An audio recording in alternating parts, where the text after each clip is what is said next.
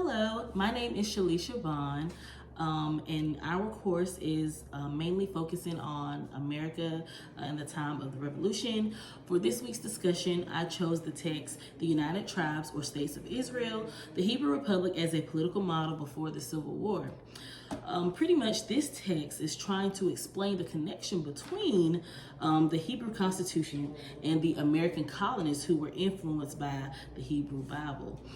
In fact, according to the text, the American public seemed inherently connected to ancient biblical experiences.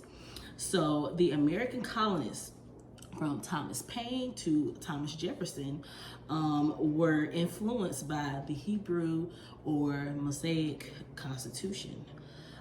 Colonists who first arrived into America, into the northern New England colonies, they were already inherently very religious.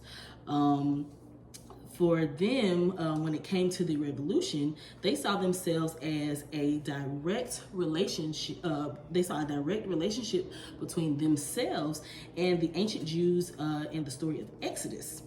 In fact, Enoch Wines, a minister from New Jersey in 1853, he thought that the Hebrew Constitution was eminently Republican. And by Republican, we mean those forms of Republican government, which is the self-government, the government of the actual citizens and of the people. At the time of the American Revolution, knowledge of the Hebrew Bible was widespread. According to the text, once again, revolutionary New England in particular spawned a similar and prolonged Mosaic movement, one that was to evolve into a distinct dialect of national scope in the political culture of the antebellum United States.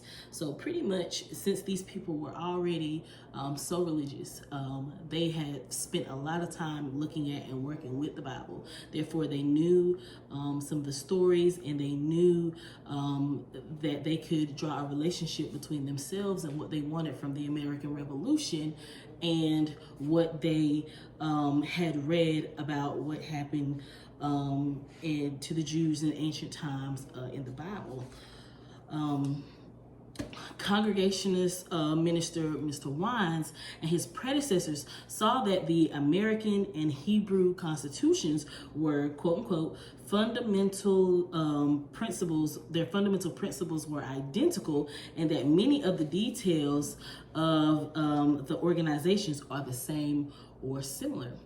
So some of those similarities are, for example, Hebrew polity was self-government, meaning that the government was independent and it had independent individuals. There was municipal independence, and then there was state independence. And when it came to the state was only given as much central control as necessary. And the government of the Hebrew times actually consisted of God at the top. There was a judge, there was a council of 70 chosen men, and then there were other general assemblies of people. In America, we took those same Republican things and ideals, and we inherently wanted that for ourselves.